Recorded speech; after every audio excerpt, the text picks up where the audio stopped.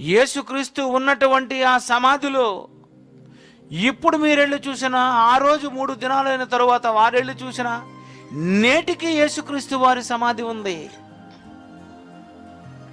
అందులో మాత్రం యేసు లేరు. ఇది వండర్ కాదా? ఇది ఆశ్చర్యం కాదా? అద్భుతం కాదా? ఆనవాళ్ళు కాదా? గుర్తు కాదా?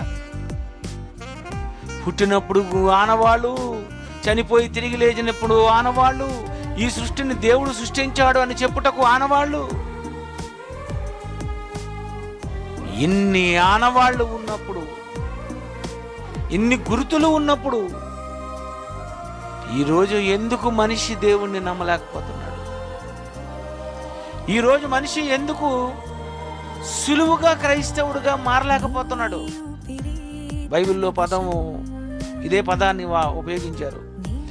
ఎంత సులువుగా క్రైస్తవుని చేయుచున్నావే.